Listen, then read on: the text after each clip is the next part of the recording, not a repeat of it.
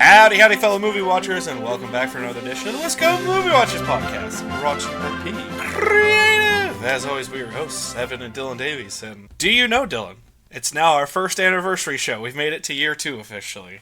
I went back to the calendar, so we've got year 2, and we're going into year 2 in style. As we legitimately, not even by our own opinions, by the vast majority of movie-going opinions, we are covering one of the greatest movies of all time today. On our big box office series. What are we covering today? We got an anniversary again. We got Back to the Future. Legitimately one of the greatest movies ever made. Yeah, that's why I feel like this probably will be a shorter episode because, like, there's only so many ways to say, like, it's... I would go so far as to say masterpiece. Yeah, I mean, it's one of 4 movies I argue is perfect. Like, there is not a single ounce on this movie where you just go, did we need that? You just go, no, it works.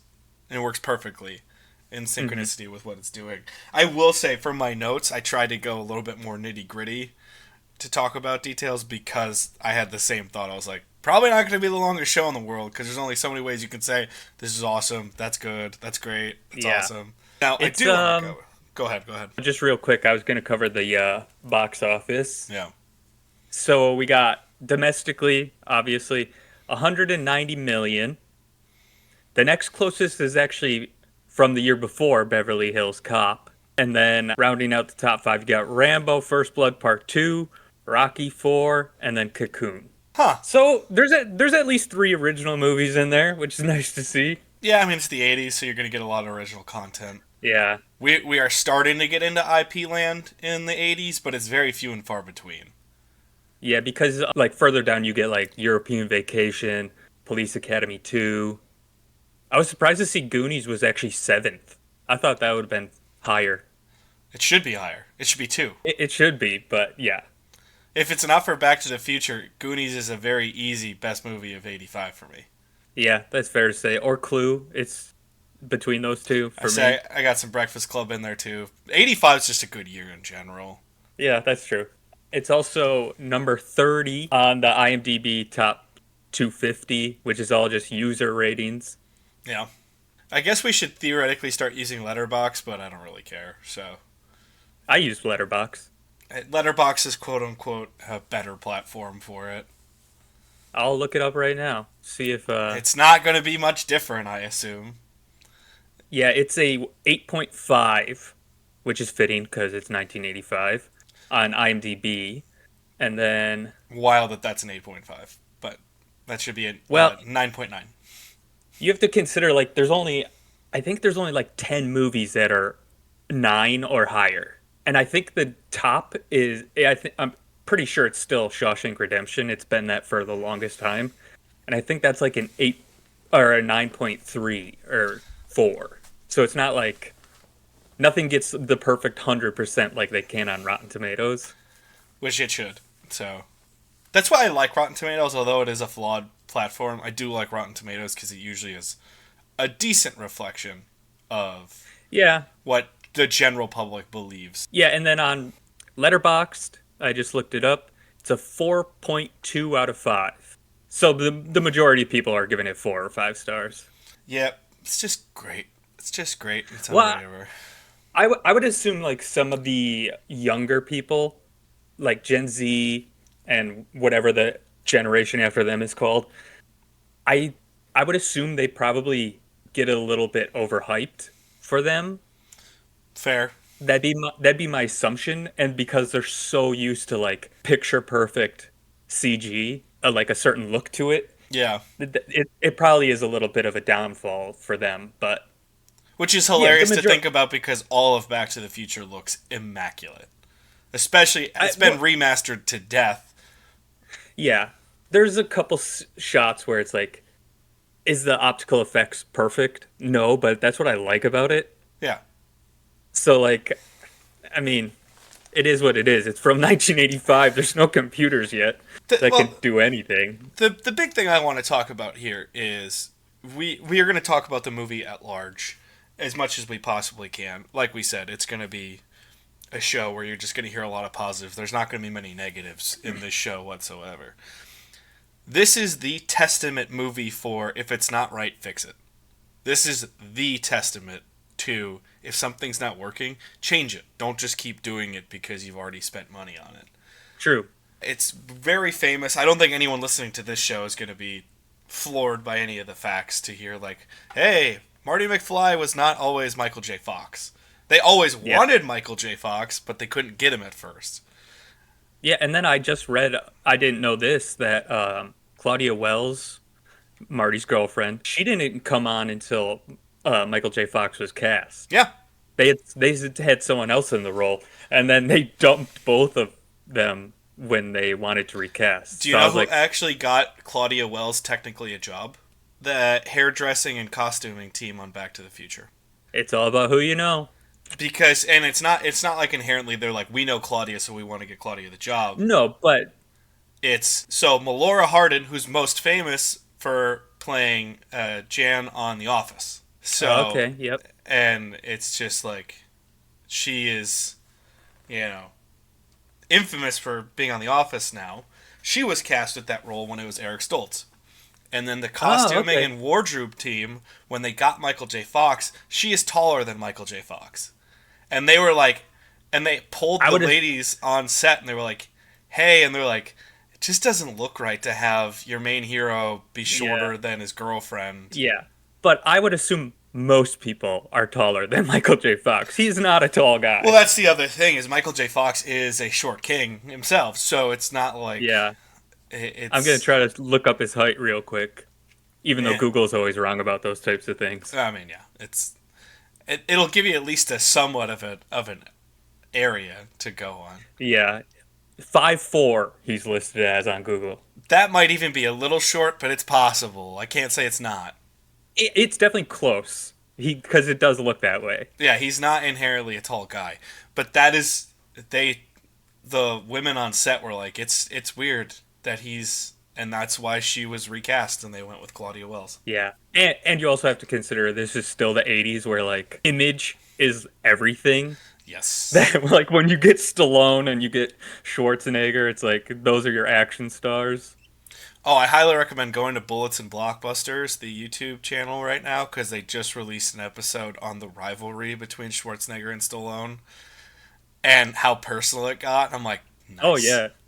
I love the stories of, like, they would bait each other into thinking they're going to do a project so the other one would take it knowing it's shit. Yeah, that's the best one. That Schwarzenegger baited Stallone into a movie, and he did it, and it was just an utter disaster of a film.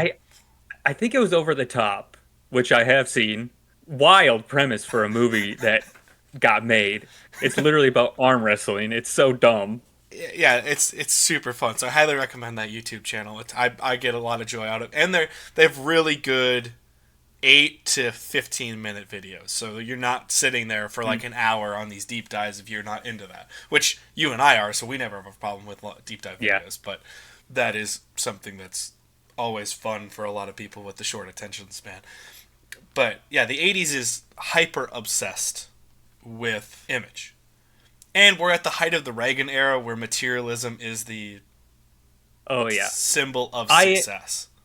I think that's my one critique of the movie, which I'll bring up later when we talk about the ending. I have a lot of thoughts on that I will probably end up challenging you on, but I understand the perspective. But we will get there. Mine is not an original idea, though. It's based off of Crispin Glover's, like what he thought the ending should be. Yeah, let's talk about this cast. The reason we need to go more into detail on the testament part of that it's not working. Eric Stoltz views this film as a tragedy, which is why he's cut from the movie. He just wasn't working. Yeah. I really do think it's a young person taking themselves a little too serious. A little too serious. Because he does... Well, yeah, very serious. Because he does later roles where, like, he's having fun. Yeah, the thing is, it kills his career in a lot of ways. He just stops getting roles, and he's kind of on a roll going into Back to the Future.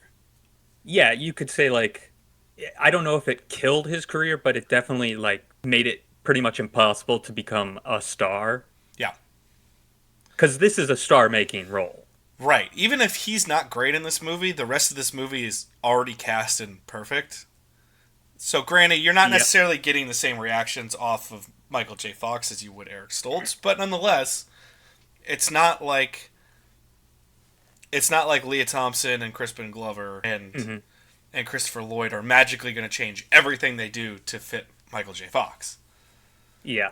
The only thing I will say is it probably helps you got to rehearse the entire movie. Pretty much, yeah. While doing it, and then you already mastered it, and then you got to go do it again. Can you imagine if they didn't recast it and you have the juxtaposition between Eric Stoltz and Christopher Lloyd? Like those are two wildly different takes on the movie. Wildly different. Well, he's super method. I heard that there's even the tale that he thought his name was legitimately Marty because he just was always like, call me Marty, and he's just like, oh, Marty. And then it's like, what about Eric? He's like, who's Eric? Like, Yeah, I mean, I usually have no problem with actors doing method, like serious method acting, yeah. as long as they're not dicks about it. Like the joke I always hear is, you never see someone method acting as a nice person. Yeah. Like, they're always just taking advantage of being a dick. Oh, you mean Jim Carrey on Man on the Moon? Yeah. There's a lot of stories like that, though. Yeah, there's a ton of them. And the thing is the reason that's really important to bring it up and why I think it's the most interesting thing about the movie, outside of the movie being as good as it is, the most important thing it shows you is stick by your choices and fight for what you believe in. And the whole time, Robert Zemeckis and Bob Gale are both like, this isn't working. Like, this is not working. Yeah. We're going to keep shooting it because we have to, but we're going to prepare and let you know. And I remember, I loved when Robert Zemeckis got very honest. He's like, I'm going to be honest. There was times at the end when we knew we were going to make a change and we just couldn't inherently make the change that second, that I just started focusing on other things in the shot. So we could not have to repeat parts of what we were doing. And I would just get, if Christopher Lloyd was in the shot, I'd just focus on Christopher Lloyd. Or I would just focus on Leah Thompson. That is ruthless of him, but if you know it's inevitable, then...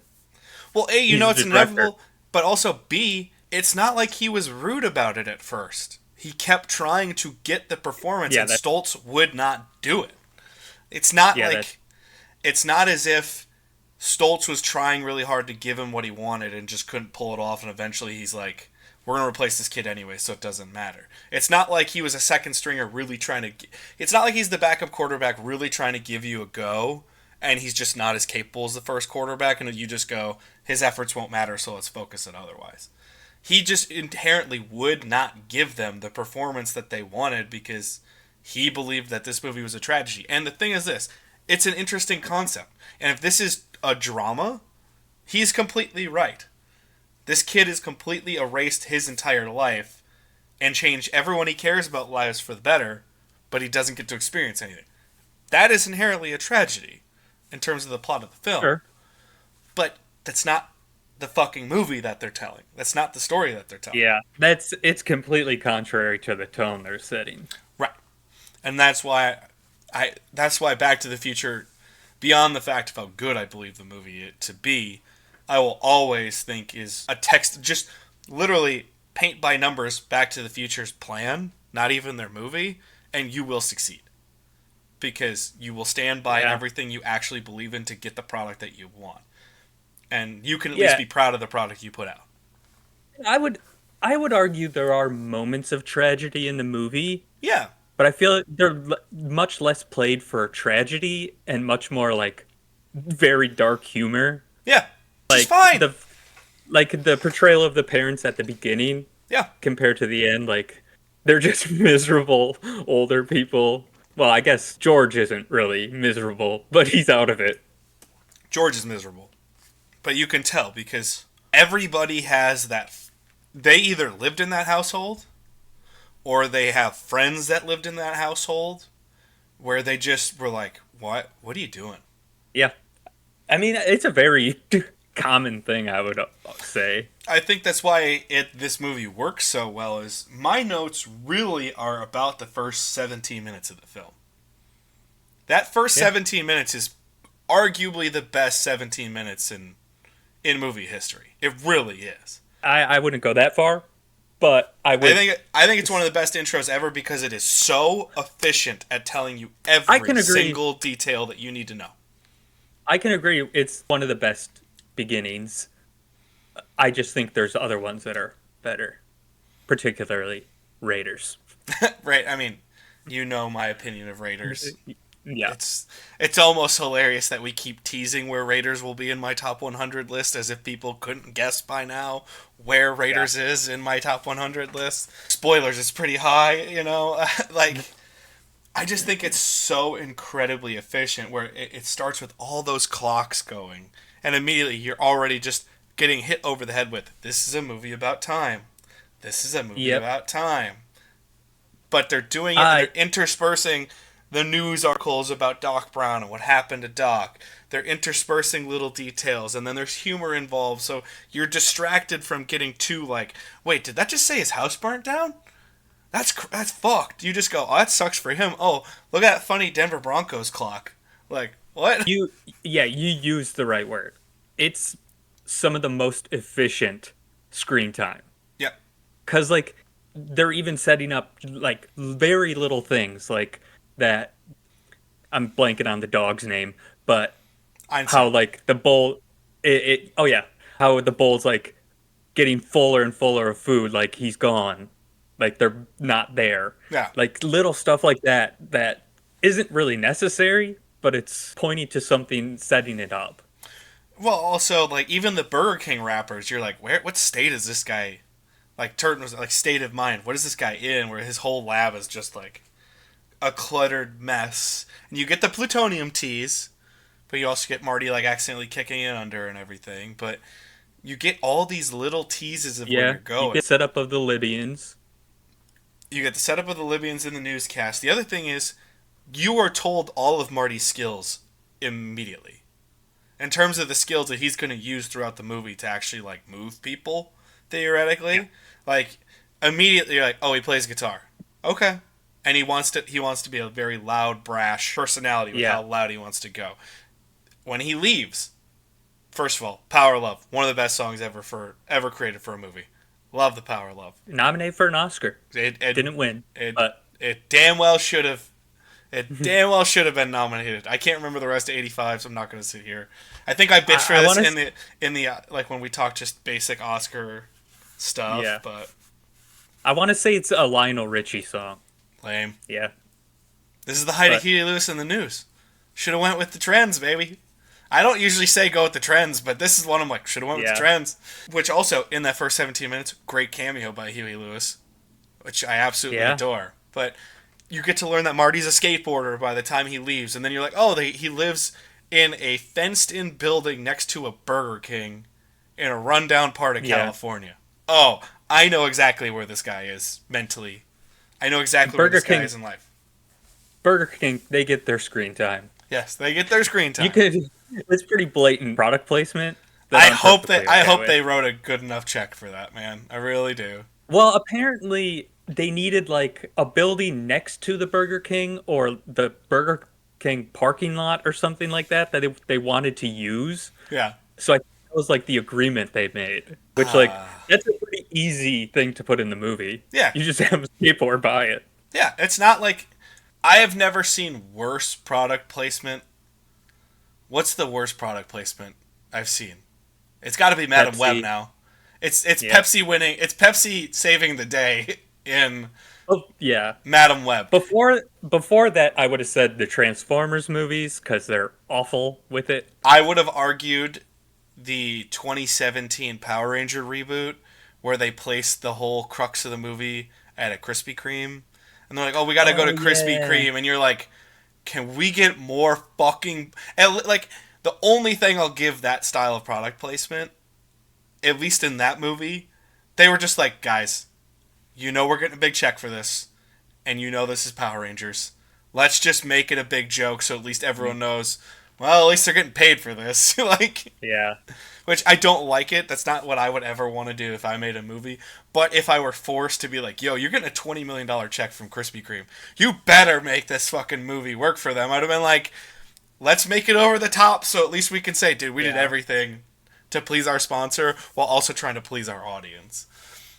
Yeah. Well, 20 million. I'd pretty much do anything for that. Like that's a lot of money. I don't know what the exact figure was, but it's No, just I bet some product placements are around that. 1,000%. Well, I remember GoldenEye was the first movie that ever paid for its entire budget through product placement, and you can tell if you're paying attention. Wow.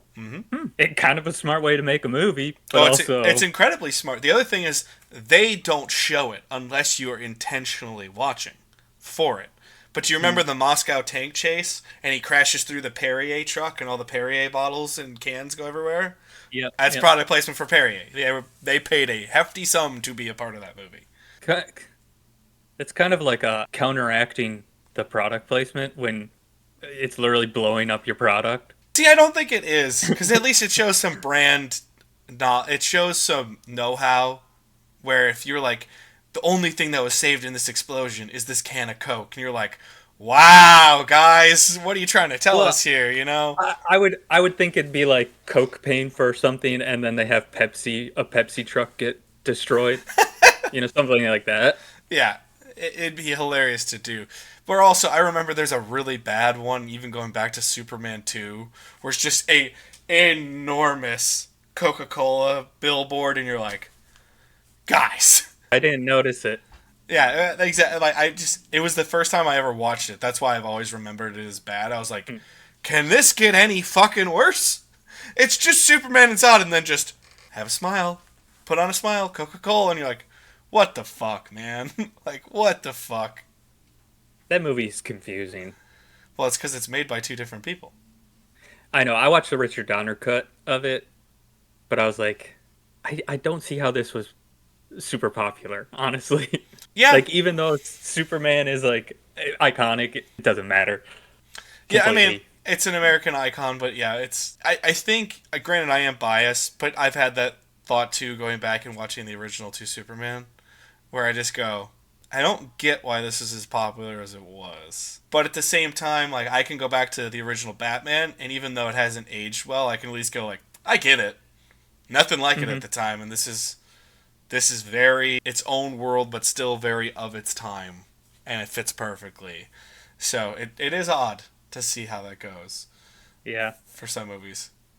What genre would you call this movie? I don't think there has a genre, because I definitely had the same thought for the notes. If you have I to, think it's just a comedy. if you have to pick a genre, I'm gonna go comedy.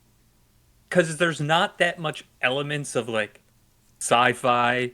Really, the time machine is literally the only thing that is sci-fi. And then, like, you could say, like, adventure movie, but that still is I was not... gonna say my next choice would be adventure, but I don't It doesn't fit perfectly. I don't think any genre actually is a perfect fit for this movie. Yeah. Like movies that we already brought up, Raiders. That is obviously an action adventure movie. 2AT, you're like, well, that's the adventure film of all time, right? Like, even some of the other movies that we've brought up before in the past, you can easily go, well, that's a drama, that's a horror movie, that's a comedy. Back to the Future isn't anything. It's just Back to the Future. Yeah. The closest it is a comedy. If someone's going to make an argument, I'll be like, I'll listen most to the comedy argument because that's the closest it is. But I don't think this is a true comedy. There's way too much serious shit in it. Not like over the top serious, but there's way too many things that are treated with reverence and respect and sincerity, your favorite word in film, that to say that this is a comedy only by itself. Yeah, I'd agree. And that's where I think is very interesting, to say the least. Yeah, no, that first 17 minutes of this film, it informs you about Marty's mom. It involves you about Marty's dad. It tells you everything you need to know about Biff. It tells you everything you need to know about Marty.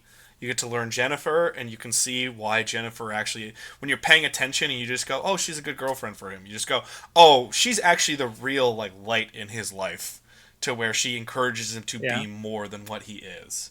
She's not just, oh my God, babe, you're so perfect. She doesn't do that.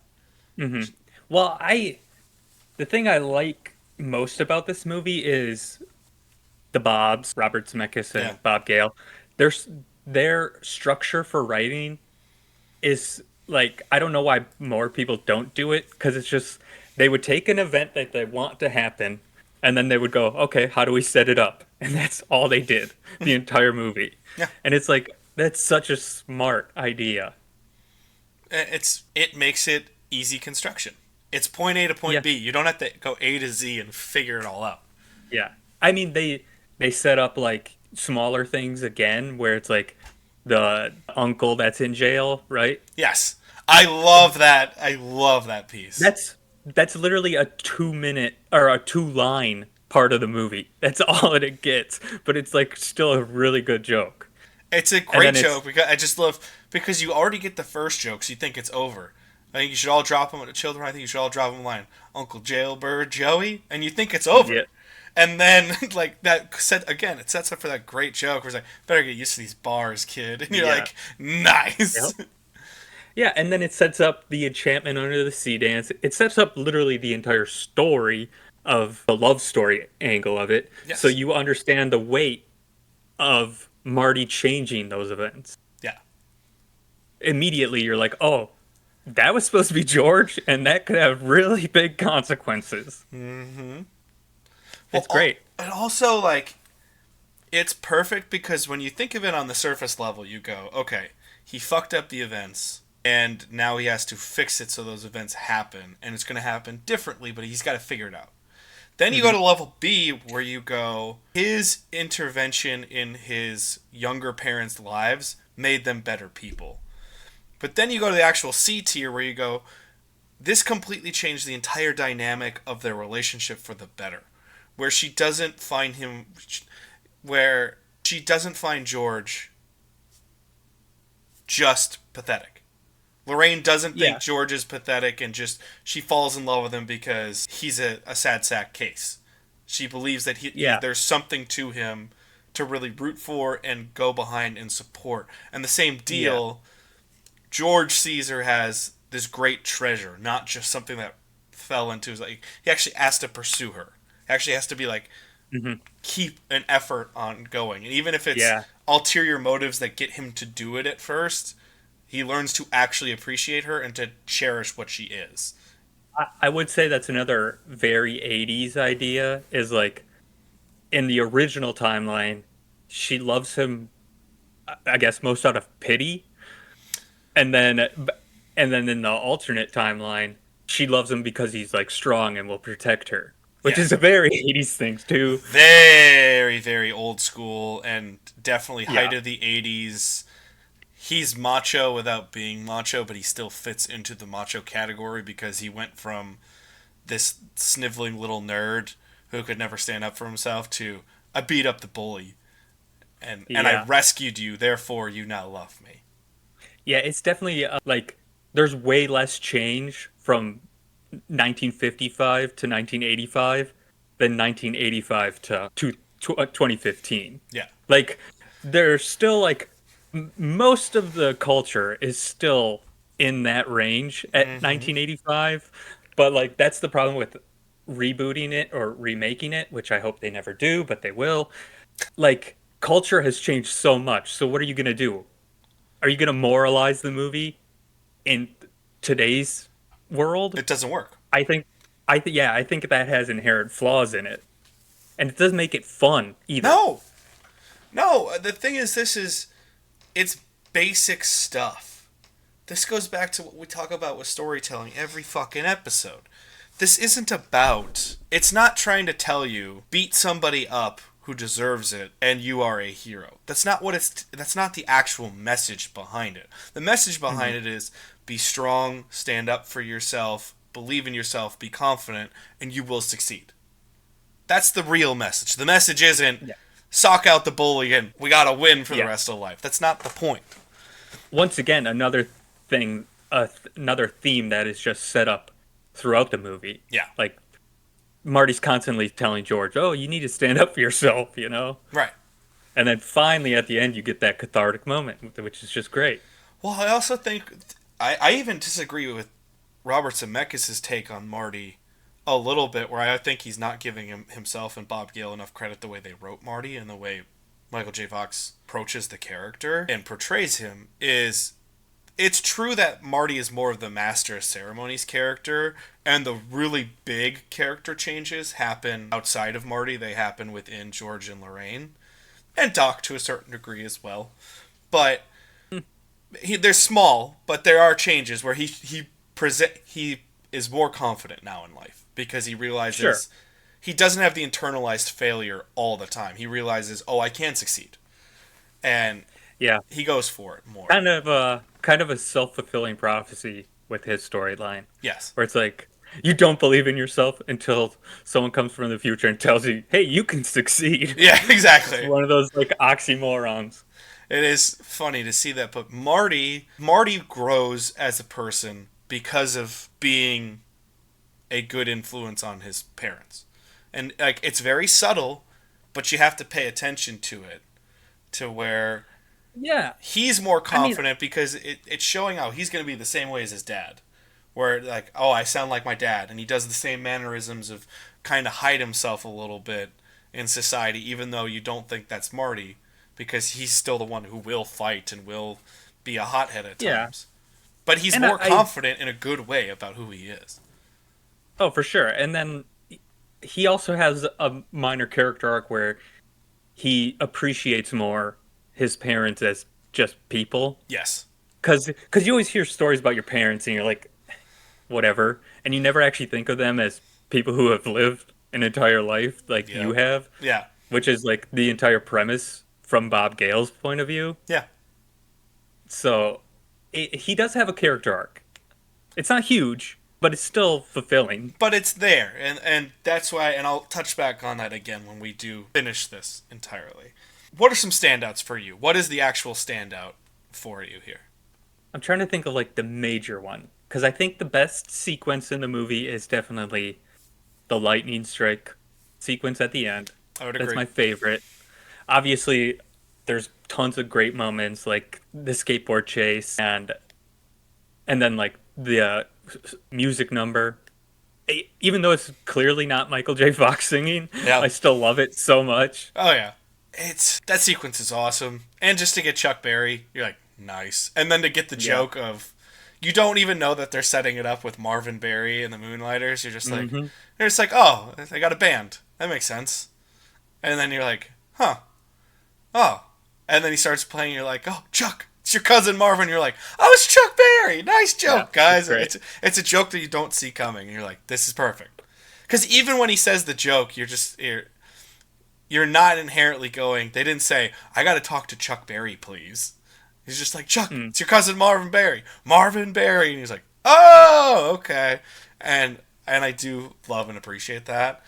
And I think it's a really smart choice as well, the way they portray that scene when he transitions to more of the classic like metal style, like really heavy rock at the end and transitions away from the 50s style revolution of rock and roll. It's a great way to juxtapose that. It's so easy, like you said, if it's just Chuck Berry, right? And he plays it straight the entire time like Chuck Berry, but he's having fun, but if he just plays that song in Johnny Be Good, it makes the cultures look too similar psychologically because you're like, oh, yeah.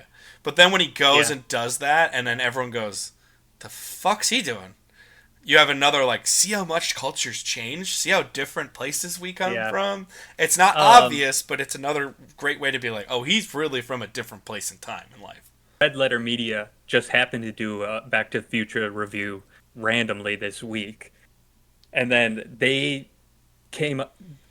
brought up something that I never thought about, which is a really good thought. That not only is just like a funny sequence, it also plays a part in the plot because Lorraine pretty much gets the ick about Marty after that sequence. Yes! So you're never thinking like, oh, she still is kind of in love with Marty. Yeah.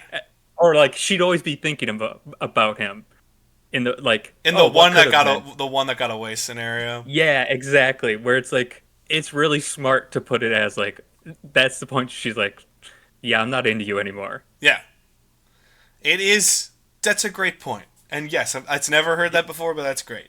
Yeah, I don't even know if that's an intentional thing they did, Maybe, maybe not. I've never heard them say it, and they've been pretty obvious. They've been pretty honest Yeah. about talking about the movie as much as they have. But Hmm. you never know. Like, I'm not going to take credit away from them because so much of what they did was intentional. But yeah, you're correct. That and Red Letter Box Media or whatever, they did a phenomenal job of being like, yeah, that's it's a really important scene. The other thing is I Hmm. like that flip right afterwards, where you can tell she, in their words, gets the ick and isn't into Marty as much anymore. But both her and George, you can see how much they appreciate and care about him as a really good friend, where Hmm. he's made an impact in their lives now. And you just go, oh, well, okay. Like, we got it around. We got past the very obvious ick factor of the movie where you're like, wait, the mom's hot after her own son. You're like, and it's like, that's not inherently fair because, No, it's also a really unintentional, like narcissistic thing, yes, because it's like Marty is technically half Lorraine yes, in DNA, so it's like you being into yourself a little bit, yeah, which is a funny unintended joke. yeah. But it's just very smart, the choices they are making. I'd say my standout outside of the clock tower sequence at the end is obviously tremendous. The fact that they have that many good cuts and keep that much kinetic energy is phenomenal. And the Alan Silvestri music throughout this movie is just Oh, it's great. incredible. And I love when Robert Zemeckis said, when I watched the movie, I knew going into this movie I needed to get somebody who was we were making a small movie and I needed to get someone who's going to make it feel bigger than it was cuz Mm. he's right. If you actually look on what is just on screen, you're like, this is a pretty small movie. This isn't big Yeah, things happening and big changes happening, but the huge operatic music that Alan Silvestri brings into the score really does make this movie feel like it's yeah. enormous. I yeah, I would argue like if Back to the Future never existed and then it got made today, I don't think it'd be as good because those kind of scores have completely, vanished. Oh, the main song would be whatever was the replacement for Huey Lewis in the news. Well, not only that, there probably wouldn't be a song. No, you're right. Not many movies have theme songs anymore, which I would love to see a comeback of those. Well, it's so ironic because the height of composers and just concert tours for IP in general is at an all-time high where I mean Hmm. shit just a couple months ago I just missed the date. They had The Legend of Zelda in concert in Madison and I missed the day. I thought it was a different day and I was like, "Oh fuck." I was going to go cuz I love Zelda music and that's a really Hmm. fun candlelight concert to go to, but like Hans Zimmer tours the world now with a band just playing the music from the movies that he made. Yeah. Well, it's John another Williams example does of the like same thing. even like those people who were working in those times, they don't make scores like they used to themselves. Like they're very very different. Like there used to be the thing I always notice is like there's so much brass instruments and now you don't get that really at all. It's all strings pretty much You do get a nowadays. lot of strings, you don't get a lot of brass. Even percussion's hit or miss at times. It's really present or it's not there at all. There's not a lot of Yeah. good up and down note to it. And woodwind instruments, it's similar. It's either very Yeah. present or it's not present much at all. Yeah. They're mostly like just complementing the strings at the majority of movies. Right. And it's a great point that you bring up that we need themes to come back. And now we focus on real musical tracks that can be played on the radio. For instance, Yeah. we talked about this on the last show. I hadn't seen F1 before we recorded. I saw F1 literally right after we recorded that show. Did you And enjoy it? F1's great. It's Top Oh, Gun okay. Maverick. It's Top Gun Maverick Light, so it's not the same magic, but Hmm. it down to a T. You're like, I see a lot of similarities here, guys, and it's a lot of Hey, fun. It's that's it is formulaic, but I will say it's a tried and true formula that we all love, and it's hmm nice to see. Although it does technically have existing IP attached to it, with F1 and the F1 races, it's an original thing. It's not just yeah. it's not an IP driven thing, Yeah, the Ringer had a great review of it it's where they think media is going to go from now on, where now it's going to be kind of Barbie-esque, where like take something that I know, but tell me something about it that I've never seen before. And that's where like the movie does a good job, Sure. but if the F1 soundtrack is fucking loaded. Loaded with both not only original music, but original music by real names where you're like, "Oh, wow, they paid a lot of people to make music for this movie." And then they paid a shit ton of movie royalties to get very well-known band music. Like they have on the same soundtrack, they have Led Zeppelin and Queen and I think another very very prominent legacy band. But then on top of it, they have modern stuff from Chris Stapleton, one of the biggest like country musicians in the world. Yep. Yep. Doja Cat is on the same track, or on the same soundtrack. You're like, how many fucking people are you paying to make this music? That's the Yeah. I way mean, Back to the Future would be made now. They'd have a lot of maybe retro tracks and other stuff like true. that. They wouldn't have themes. And the funniest part about it is, I think they think it's a cost cutting measure, and it's more of a successful promotion of the film. And too often to me, I'll go and listen to tracks from movies because the track is good, but I'll think the movie's terrible. But if the track's good, Hmm. I'll still listen to the soundtrack. Yeah. Pretty much we only get theme songs now at the end of movies, which is it's a shame. Also, one thing that I would really love to see return is throughout the 80s and 90s, the they would write either a song or the score first, probably the song first, and then the composer would then use that song to create the score as like a base. Yeah, Like, and that's something I noticed with Top Gun Maverick that they did really well with the Lady Gaga song. yeah. Like throughout that movie, the score is pretty much just It's just Hold My uh Hand in an it's instrumental track. yeah, it's just instrumental version of it. So I would love to see more of that. Again, that was a throwback style of doing something. We're going to make a big soundtrack that it's just for the movie. And we're going to Hmm. have one prominent song like the 80s where you have Power of Love for Back to the Future here. And it's literally a one for one switch up. And it's like we're going to have one prominent track that's going to be on the radio. We're going to pay one of, if not the biggest artists on the planet to make a song for us. But then we're going to really focus on the Hans Zimmer, Harold Faltermeyer music to tell the story of our Hmm. movie. And we are going to throw occasional couple tracks in there if it fits, but we're not just going to shoehorn a bunch of music in. Even though I haven't seen it, I probably won't see it until it comes out on digital. I'm gonna call it now. My prediction: F1's gonna get a nomination for best sound. It just seems like the perfect movie. I will say this. I know every show I've been encouraging to get back in the theater. F1's a theater movie. Like the racing scenes, I'm sure it they is. belong in a theater. Granted, you have a home theater literally right behind you, which Yeah. it's not the same as a movie theater's quality of audio Hmm. and visuals, but you do have a small little theater that you've built for yourself, so it's not Yeah. a complete killer.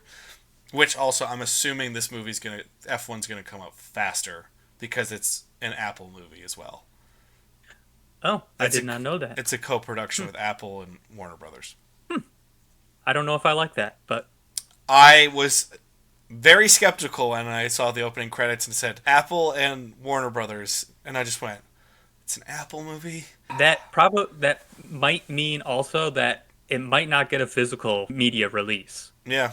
Most Apple TV and Netflix movies don't get physical releases, which is that just drives me fucking crazy. To be fair, Because I'm a Most Netflix movies aren't worth it. So oh yeah, but there's always like a couple where it's like, oh, that'd be nice to have. yeah, Like, it's just annoying that they don't do it, and just because physical media is just non-existent at this point. yeah. Says your back wall behind you. Yeah, there's a very small subset of the population that actually want physical media, Yeah, it and is. yeah, It's funny for me to go into like when I am occasionally in a Target or something. When I go through the electronics section, I'm like, y'all are still selling movies. Like Target does not anymore, Really? nor does Best Buy. I thought they still had a small section of stuff. It's not nearly as big as it used to be, but Well, at least the Oshkosh locations, nope. wow. Impressive. And also I hate realistic. it. Why would I know you hate it, but you're a one of one unicorn when it comes to physical media. I I the thing I have about the digital media is like if you own it on a streaming platform, what if that streaming platform goes under? What happens to your property? Because you bought it, you should still own it. I've heard this argument a lot, and it's true. You don't truly own the movie Digital. if you own the digital copy on Amazon. Where before, like I know you have your Fandango at home, where you always have a digital copy on hand because you bought it with Yeah. the physical media, and so you get the digital copy as well, which I thought was a great compromise when they were doing that for as long as they could make it successful. Hmm. But yeah, you don't own. If I buy Back to the Future on, which I don't need to, I have it on physical. Like that's an obvious that DVD set will be with me till the day I die. I'm like, there's no way I'm not gonna Yeah. have a physical copy of Back to the Future.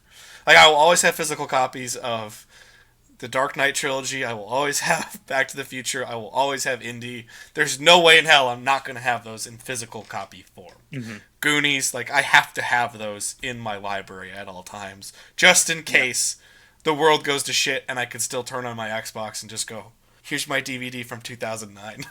Yes. I would love to see like what would happen if one of those streaming platforms did shutter. What they would do with their catalog. It'd be I'm curious to see what actually does happen because eventually one of them is going to Well, that's just the way of fall. business. I think the interesting Yeah. thing is like, are you saying like their movie catalog in terms of their original properties, or Yeah, original I stuff. think they sell them off to other streamers, Yeah.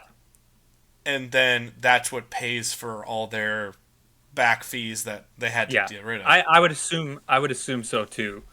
But you also have to think like will all of their originals just get sold as like a bulk kind of thing? I think it depends on who it is. Like, Yeah. let's play this out here. Which I know Back to the Future episode is not where we should be playing this out, but it's part of the natural conversation. Let's say just because it's the most prominently known, Netflix goes under. I think it will eventually. Well, it's never truly made a profit. People don't realize that. Yeah. Netflix has never really actually made real money. It's truly a too big to fail thing where Hmm. it's just a part of life. And I'm not saying they don't make money, but they don't keep money in the black nearly as much as people believe that they do. I think that's a classic. Your obvious crown jewel is Stranger Things. Like that's their obvious thing that's worth the most amount of money. And Hmm. they would do exactly what older television studios did to put their property on Netflix. Where Netflix would be like, well, we own the rights to Stranger Things. We're going to sell those rights, or we're going to keep those rights, but we're going to sign a 5-year contract for $100 million plus dollars. Like when Seinfeld first came on to Netflix, and it was, Hmm. or like, I think they went to Hulu first, and then they went to Netflix, and it was a big fucking deal that Seinfeld finally signed a streaming deal. Same Hmm. thing with The Office did the exact same thing. Friends did the same thing, where Friends went to Netflix and then eventually went to Max. They'll do the same thing. They will just take their intellectual property. The problem Yeah. is the vast majority of their intellectual property is not worth anything. Yeah. They make too much original stuff, which I mean, hey, I will applaud them for that. Like they're giving stuff a chance. I like that. But yeah, there's some of it where Well, it's very questionable. one quick last thought before we steer completely back into Back to the Future. I don't understand why they make as much as they do. I've never understood these streaming platforms, and then they get into this war. They're like, we got to constantly have new stuff. Just make an event out of it. Because the thing is this, the smaller streaming services that actually do make profit, that actually do work, they're niche. So I understand it. They're niche, but they're niche enough to make money. They have event programming. Like, say what you will. Like, I'm most familiar with this with pro wrestling, so that's why I'm bringing it up as an institution of streaming. When the WWE Network was just a streaming platform and they didn't sell out their streaming platforms on the American side, it was, well, we're going to sell you a pay-per-view for essentially $10 now a month. And that's, I mean, yes, you get all the library, you can go watch all our documentaries, you can go watch all these old matches, yada, yada, yada. But the true appeal for the vast majority of people was, okay, so instead of paying $60 to $70 for a pay-per-view, I'm getting WrestleMania for $10. Sign me the fuck up, because I'll do that. But then they'd also have little tiny programming in between that was new for the nerds that were buying the streaming service. I think Peacock does a really good job of that, where they make a big deal of when they get the newer, bigger movies. Yeah. They always do a good job of, for like 3 to 4 weeks beforehand, they're like, hey, Wicked's coming. Remember, Wicked's coming. And they make an event out of it. So then every weekend that they get an actual dropped new property, it's a big deal. Where everyone's like, oh shit. Like, Wicked's on fucking Peacock. I will also say, I do like Peacock's method of streaming movies. Yes. Where they put a bunch of ads right at the beginning that you can just like go do something else during. Whereas like a lot of them have like ads in the middle. I fucking hate that. That like, shit's bullshit. Nothing bullshit. Takes you out of a movie like an ad. Well, I used to be a huge devotee to Prime because they would have no ads or they'd have one ad. And then they started doing the, depending on what service you're using, now you get 1 to 2 ad breaks in the movie. I'm like, that's bullshit. Don't you dare tell me, with all the fucking money in the world that you have, you need to be doing this shit. Fuck you. Like, go fuck yourself. Where Peacock, I have no problem. I'm not dumb enough to believe that streaming services can exist just for the goodness of people. They don't. They are businesses. We have to deal with corporate overlords. I wish it wasn't the case, but we have to do this. Which I have a story to tie us back into Back to the Future on this. But I know they have to make money. At least Peacock straight up tells you, guys, you know we gotta have ads. This is how we make our money, or at least this is how we pay for this shit. Here it all is in 108. I love the clock where it just has like 182 seconds because it has like the 2 seconds telling you, hey, you're gonna have a couple minutes of ads and then come back and the movie will be on. That's when everyone would be like, all right, I'm gonna make my popcorn quick. I'm gonna go take a pee break. I'm gonna do this. I'm gonna do that. You're back when there's like 12 seconds left of the Progressive ad or the State Farm ad, and you're good to go. Yep, that's why I like it. I think that's the way it should be done, which is ironic that it's NBC Universal and we're talking about a Universal film. So it's helpful to have that platform to go in to tie us back a little bit. But that's the way streaming should be done. I don't understand this Netflix fucking model where every day is, look at this new program. And you're like, who has time to watch all this shit? And no one really wants to watch all of it. They want to watch... You can't be the master of everything. You're just cable again. Which is why many people are giving Netflix up. Because they don't want to pay for glorified cable. If they didn't want the IT channel in the first place in their cable package, they're not going to want the goddamn Netflix version of the ID channel on their Netflix package. It's just that goddamn simple. Yeah. Well, you wouldn't get Back to the Future nowadays. It wouldn't be a big hit because people just straight up don't watch movies like they used to, where like it becomes a cultural staple. Like everyone's talking about it. Those are so rare nowadays. They don't have... And it's mostly TV. It's mostly TV because everybody can do it in their homes. The only thing I will say about that is this year has been a really good year for people actually wanting to go to the movies. And you're getting a couple of those movies. They're not Back to the Future level. Like, people need to realize, like, I blew Ab's mind the other day because we were just talking about, oh, hey, I had to watch Back to the Future. I was writing some notes. Had to, as if it was a task that I wouldn't want to pleasantly do all the time. I was like, hey, I had to watch Back to the Future for the show. And it's funny because I had the same thing, our preamble, where I was like, I don't really know what we're going to say that's all that unique about Back to the Future. But I was like, you got to remember, Back to the Future had a theatrical run of like 9 months. She's like, what? I was like, no, it was in theaters from July 3rd, 85 to fucking March of 86.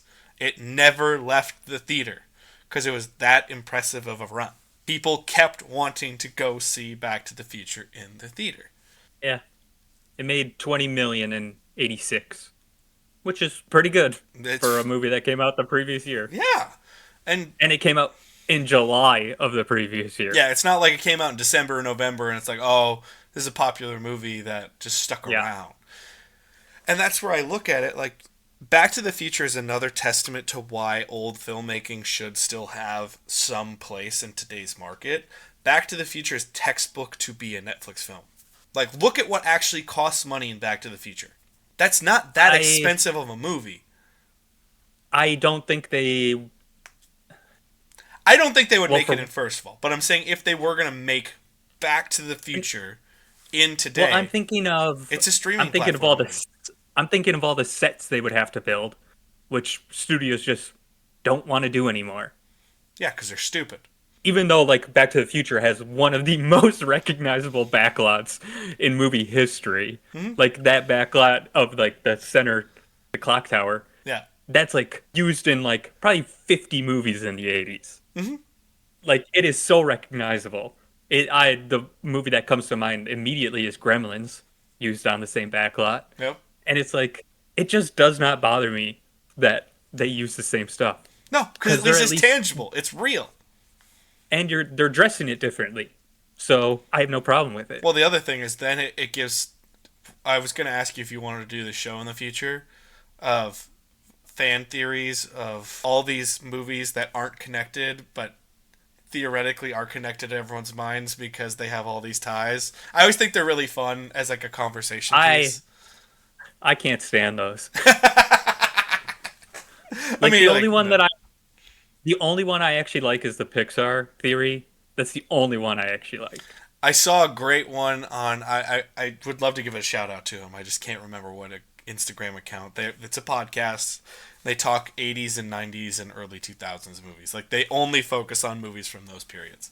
And they were talking about a fan theory that Ghostbusters, Die Hard, and Family Matters, the TV show, are technically all a shared universe because they have beyond the fact that they have Val Jones in it. It's like Val Jones was a cop and he learned all about the Ghostbusters and stuff like that. But then he accidentally like shot a kid. Like the theory is he shot like a 13-year-old. Like, and that's why he's doing the desk party and he's on probation in Die Hard.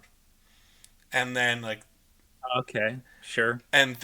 like his mind eventually breaks because like he's dealing with like family. Like that's why he's like such like found friends with John McClane like immediately because he's just grasping at straws to have positivity in his life after he Think accidentally of killed the kid, and then eventually his mind breaks, and he has this perfect family life that he's created in his mind, but his guilt comes back in the form of Steve Urkel, the 13-year-old that he shot, and just torments him for the rest of his life. And I'm like, you know what?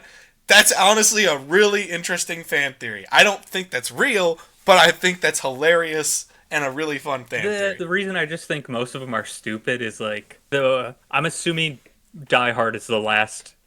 I don't know how long. What's it? All in the Family? Family Matters. Family Matters. Um, I'm assuming that ran before Die Hard. I'm not sure. So so imagine the writers of Die Hard going, "Hey, what properties should we make part of this canonical universe?" And they pick those two random ass things. Yeah. It's just so stupid. But I think Like it's it, hilarious and fun, though. That's why I like these. yeah. If they're having just like a stupid time, fine. That's not my thing. All right, let's do this. We know that Jaws is playing in Back to the Future 2.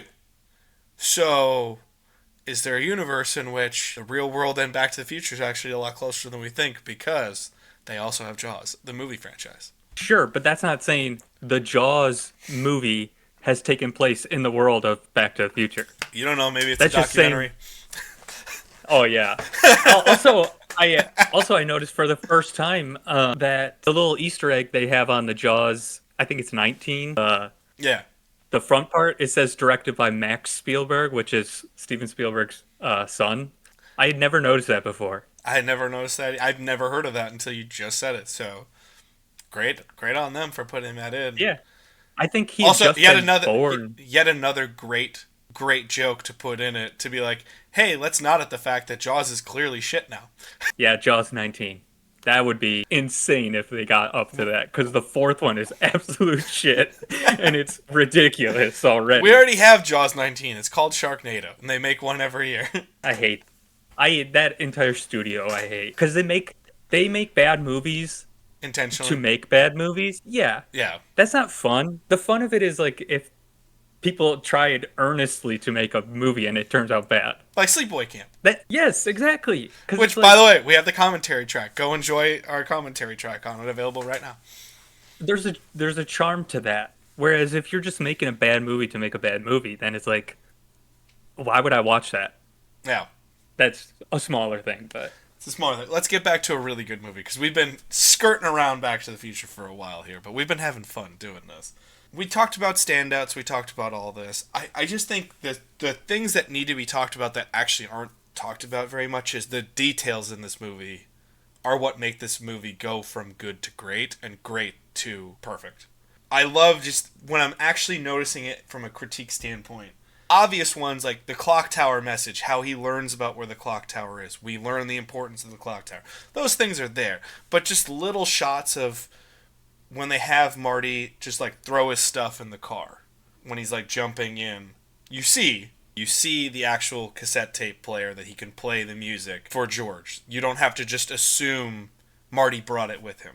He has the camcorder, so he actually can show Doc that.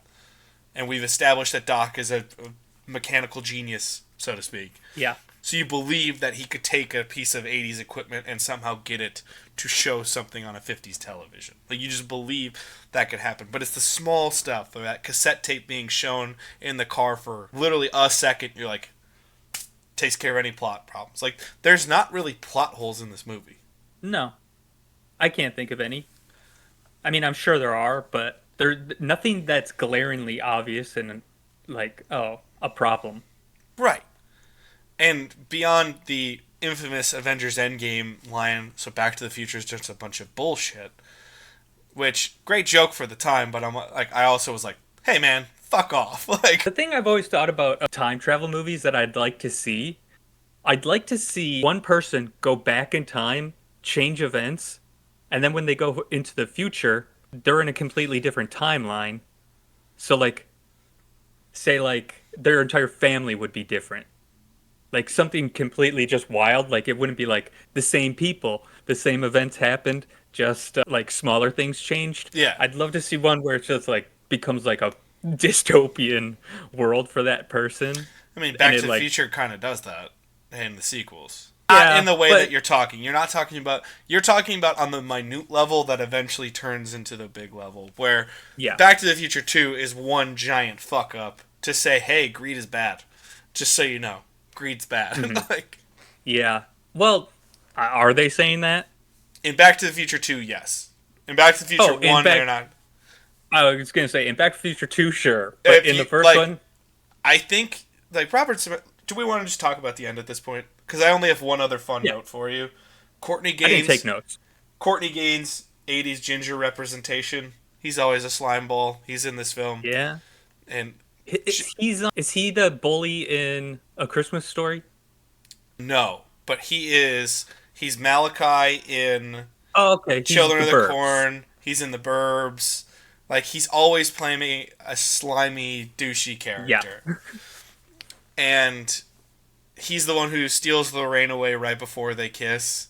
And it's like George's final little push to be like, dude, just fucking man up and like and kiss this girl. She wants you to kiss her. Just fucking do it. And the whole audience, this isn't even like a social commentary thing. It's literally just the entire audience like, she loves you. Just fucking kiss her, please. Help us out, George. Goddamn. But he's the last little push he needs for it. I also love the little jokes here. I would argue that moment's not needed. It's not. It doesn't. If we're being hypercritical, and I'm talking splitting hairs of hairs, that is one where I'm like, it's not necessary. Yeah, because really the triumphant moment should be him standing up to Biff. And that is Whereas, the like, triumphant moment. It is, but it kind I wouldn't say it takes away, but it is kind of weird to have another moment after that where he has to stand up for himself. One, I think it's a good message that it's a process, not just one moment. But yes, I agree with you. The only reason I would still say it's we are splitting hairs of hairs and not Oh, 100%. being critical to the point where it's very valid because I think it's just a moving thing. They need to make that guitar moment matter, and they need to have because if Marty already fixed it with that moment, Yep. you don't need the next 15 minutes of the movie until he get or like the next 10 minutes of the movie until he gets back with Doc. Yeah. Really, if you were to cut that out, you'd have to splice it so the moment that George is getting like he's in that grip, he's like kind of held down by Biff. Yeah. That would have to be the moment where he's starting to vanish. Yeah. And then the moment that he punches Biff, that would be when he pops up and Right. starts playing again. That's the only way that would work. So I see why it's necessary. It's just like to me it's not needed, but it also doesn't take away from anything. So I'm like, Also, perfect show of restraint. If that scene is made today, he is like completely vanished. Like you barely see anything of Marty, and then George comes through. Where it's really smart that you still see the majority of Michael J. Fox being like, I'm not right. I'm not right. And you see the hand fade, but it shows restraint. Now, granted, it's also due to technical limitations of the time, but yeah. I think it's a really good show of restraint that they're not trying to just go, Marty disappeared. Oh my god. Like they put some Which plausibility to it that it's a slow fade and you're hanging on a of, thread. of all the effects they do in the movie, that's probably the easiest one because that's just a double exposure. Yeah. So you would think that'd be the easiest one, but I don't know. Maybe they did it a different way. You never know. Also, I did forget one great, like two jokes I wanted to point out that I just think are great that you don't inherently think about right away. One, I love when Marty gets hit by his grandfather's car, and the direct line, another one of these damn kids jumped in front of my car. As in saying, this has happened before. Like, Yes. it's said, like, how many times, and you have to ask, how many times have you hit a fucking kid with your car? Like, Technically speaking, the George one is not his fault. no! Or the Marty one in this case. It's absolutely 'Cause not it's his so- fault. Because if someone just drops down from the sky, you're not going to have much time to Yeah, react. it's not his fault. I'm not saying it's its fault. It's just the tone immediately states, and the sentence states, this is not the first time that this has happened. Yeah. And that's why I'm like, this is hilarious. This is gold. I guess in that case they're actually setting up that a lot of people peep on Lorraine. Yeah. Yeah. Which is also another great indication of, moment of the times, huh? Yeah. Well, I mean, that's in like tons of 80s movies. It's in Meatballs. Yeah. There's a really bad one. Oh, wait, is it Meatballs? I don't Stripes, know. But it's a huge one. Yeah. Animal and then House, the one Animal that House is a huge one. yes. And then the one that's like most egregious to me is Porky's. Well, yeah. Because it's Porky's. just like, they take it to the nth degree. Yeah. So, yeah, I mean, that's a big running theme through the 80s and late 70s movies. Is sexually frustrated men, but we don't qualify them that.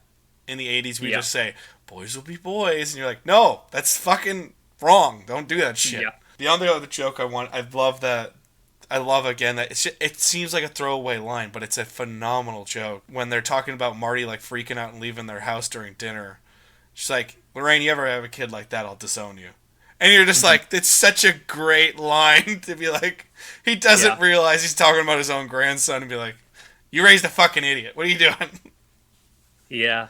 The jokes are great because they sound pretty natural. Yes. Like, they sound like things people would actually say. Yeah. That's I a could imagine total a dad dad. saying that. That is a total. I've heard people say shit like that. I've heard parents say shit like that. They're just like, you ever do anything like that, I'll fucking disown you. You're out. You're fucking done. The last joke it's the first time I've really noticed it. I knew it existed, but never really noticed it before. It's right at the end when the cop comes up to Doc and he's like, you got a permit for that? And he's like, of course I do. And he gets off. And Marty comes into focus in the front of the frame, but in the back of the frame, you still see Doc clearly going through his wallet and bribing the cop. It's such a great joke that it's like, you can tell that Doc still has an edge to him. Like, you forget that Doc has an edge, and you're like, wait, hold on. He technically had dealings with Libyan terrorists. Oh, yeah. You completely forget that because he says, oh, I just needed what the terrorists had, but I just made a bomb of used pinball parts. Like, it's not functional. So you immediately go like, gotcha. We got the bad guys. But you're like, wait, hold on. No.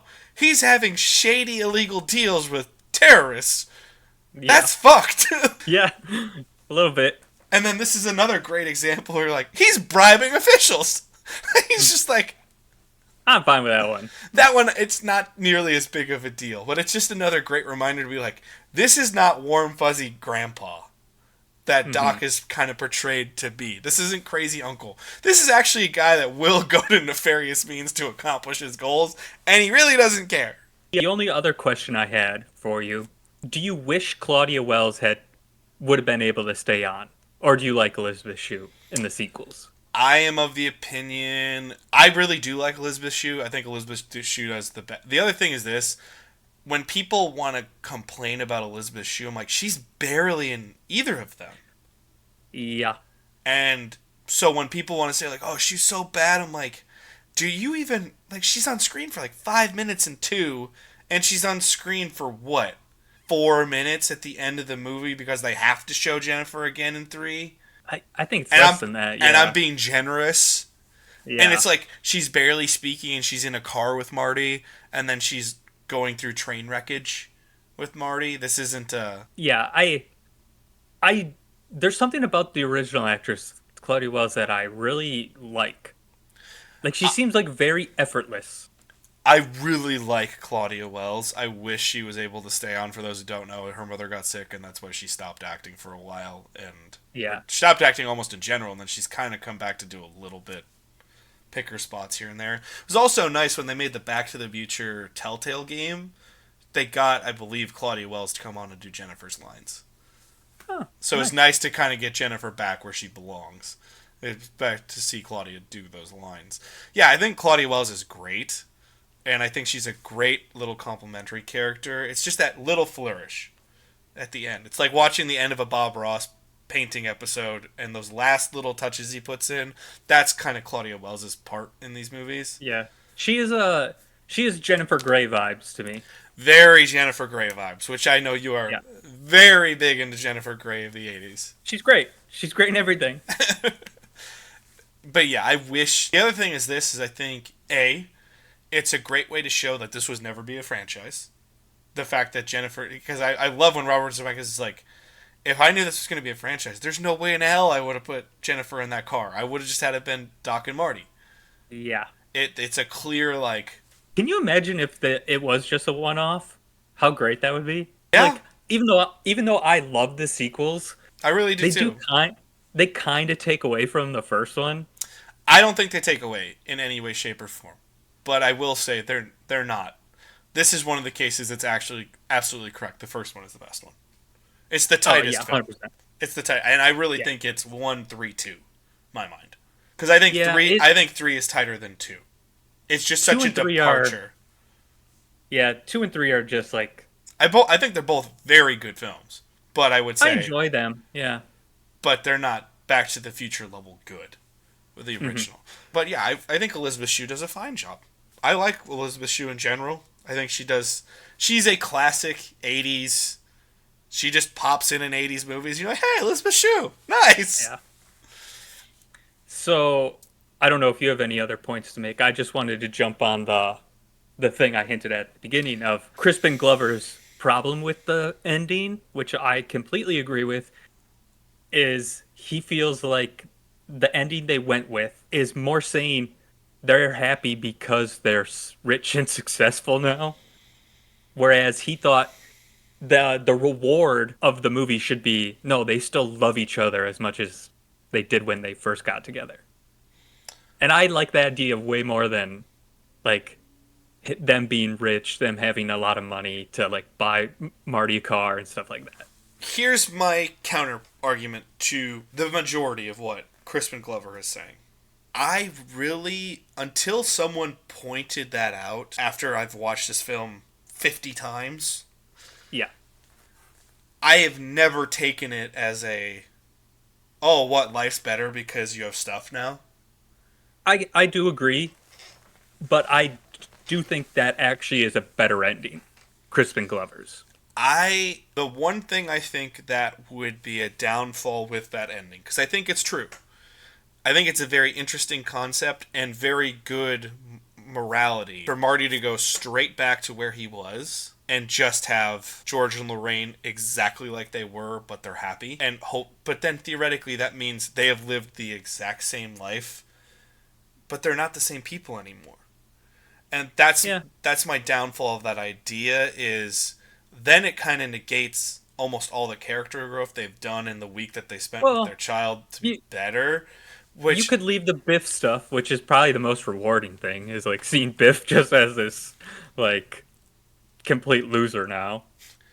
Right. The thing is, I also think it loses the visual impact of the story because it's not like they're in the same house. Yes, they are in better places financially, that's obvious, but it's not so like opulent 80s over the top that we're in a mansion now. Like the thing is, it's not Hot Tub Time Machine making a joke out of it, where he now owns Google and he has a yacht and he has a mansion and all his friends come back to better places and they all have better businesses and they all have better lives because they own stuff and they got to live their dreams because of their friends' intervention in the space-time continuum, right?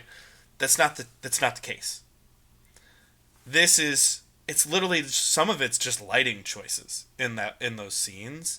The one I think is the biggest argument, and which I think the one that actually does bother Robert Zemeckis when he does acknowledge, he's like, yeah, I think it is a little too materialistic as a message, which that was not our intention. Which I think that does come across, as you can tell it was not their intention to be like, look, they have money now, so they're better. I think the only one that comes off that way is Marty getting that truck.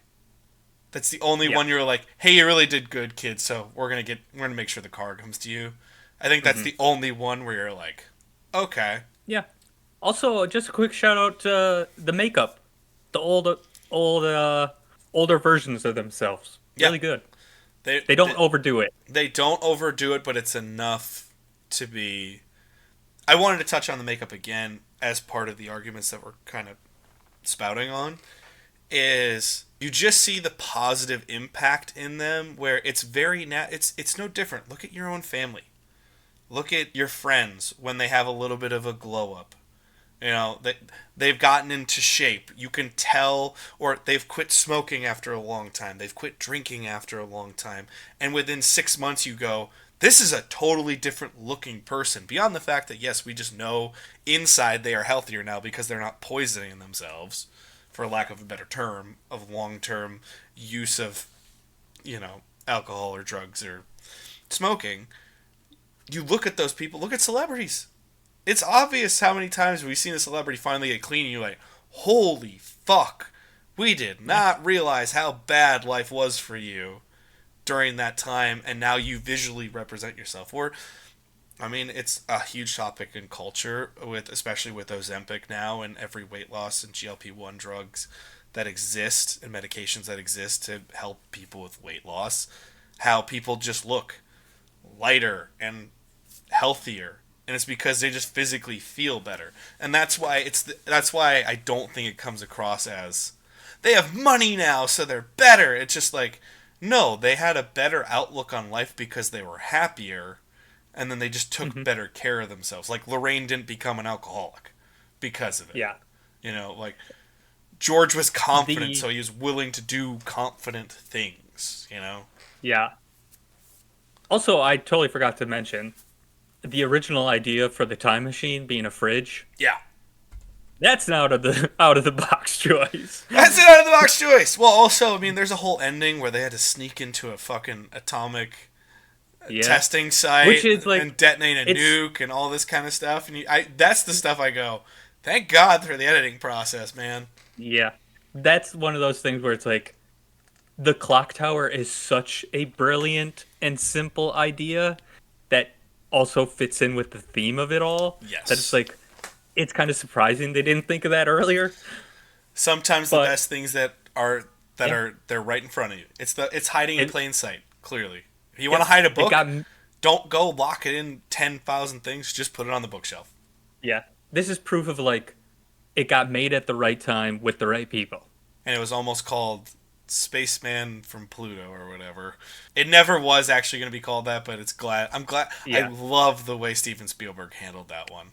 Well, Steven Spielberg, he's just amazing. Well, Like, I mean, this is the height of Spielberg. I mean, this is but when this he's the like, golden child and can do no wrong. but like the faith that he showed in them, Oh yeah. like he was very supportive, I which mean, I that's is why to this day when it says produced by Steven Spielberg, I don't believe it's simply yeah, you can put my name on it, just pay me this and hmm I'll do this. Like hmm he pays attention. He does care.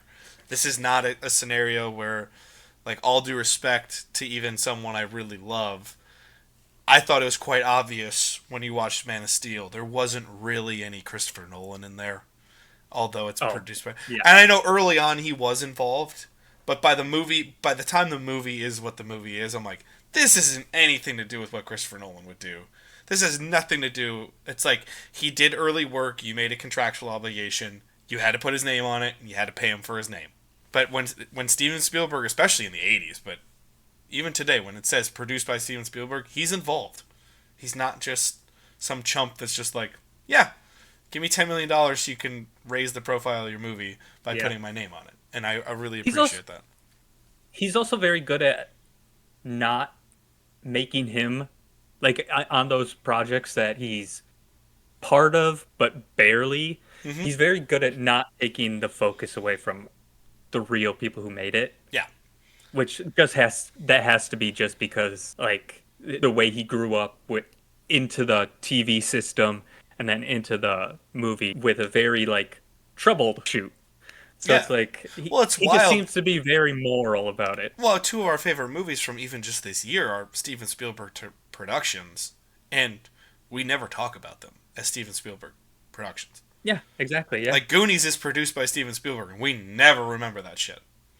hmm I've only seen one still image in the photo and the video behind the still image of Spielberg on that set on Goonies, helping like picking like helping in casting and things like that. But he was not. It's not like he was sitting behind Richard Donner being like, do this and do this and do this, and then it becomes a Phantom Steven Spielberg production. So yeah, he does a great job with that. It's odd that we still somehow shoehorn Spielberg into this episode as well, but this is what we do on this show. You got to mention him. This is the Steven Spielberg Appreciation Society. That's really all it is. But Yep. yeah, I think the ending is great as it is. I think if you're going to change it, Oh, it's perfect. I think if you were going to change it, just get rid of the truck, just so you have it. Because then if someone said it's so materialistic, I'm like, you don't get it. Yeah. I think that's a whole. It becomes a Yeah. complete POV as a idea as opposed to yeah, there's something there that you can say. Yeah. I mean, like I can say that I would prefer it the other way, but like again, I have no problems with any of it cuz yeah, I don't think that was in their intention. It's Yeah. just we look at movies now a lot differently. We look at them for like what are they actually saying? When like sometimes it's just like dude, they were just having fun. Well, the other thing is, I think it's a product of its time in those conversations. I think if that movie's made in 1975 and the same thing happens, no one bats an eye. I think if that movie is made in 1995 and it's the exact same, I don't think anybody bats an eye. I think it's only a real conversation because we are at the height of Reagan era greed is good Yeah. materialism where it's just 80s, let's produce the coolest shit and make sure we have it all the time to show our status and to show that we are Americans and we are all this. And it's like, that's the only reason I think that's a conversation. Because I think that this movie is made at any other time except maybe Trump's America. No one has a single idea of what a materialistic movie. Like, I just don't think that's the case. Yeah. I just don't think we moralize movies way more now than they did back then. Oh, yeah. Well, I mean, it's both good and bad. It's a double-edged sword. There are times we just go, that's pretty problematic. Don't understand why they're doing it. And I think it's valid. But then there are times where movies are moralized to the point where you're just like, I don't think that was the point. You know? Yeah. I mean, I just covered it on F1. They just, they cut Simone Ashley's part, and by her admission and the director's admission, she had a very small part, and he said, well, that's part of the movie making process. You always shoot more than you need, and it's just that didn't serve the story.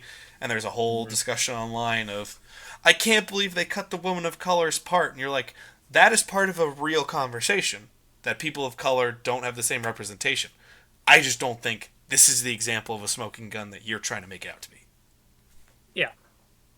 And that's where I think it's an interesting concept. But that's Back to the Future here, folks. Which we got into a lot of other stuff about Back to the Future because there's only so many ways to say perfect movie's perfect. How many other masterpieces do you believe there are? Because masterpiece is kind of your version of perfect. Because you don't really believe there is a perfect movie.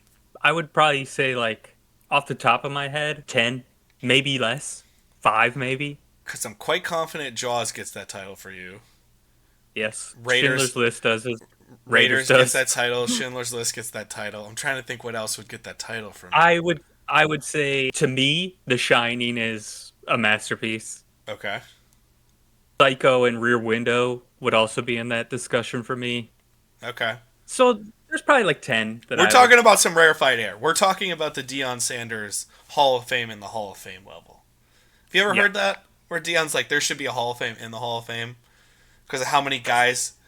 Of course, Deion Sanders would say the some thing shit is this like there's that. actually logic to it simply because with the more modern relaxing in some people's opinions in the more relaxed version of Hall of Fame play that we've gotten now in terms of what some people think, it's like, yeah, I'm not saying that guy isn't worthy of praise, but that guy's clearly not this level. But I think clearly him being so egotistical and saying like, hey, I'm better than all these people. I should be in the top, like, whatever. It's just be thankful that they voted you in and deal with it. It's certainly true, but then there is also, like, the fun discussion of who is the top of the top. And you have to be like, yeah. Well, sure.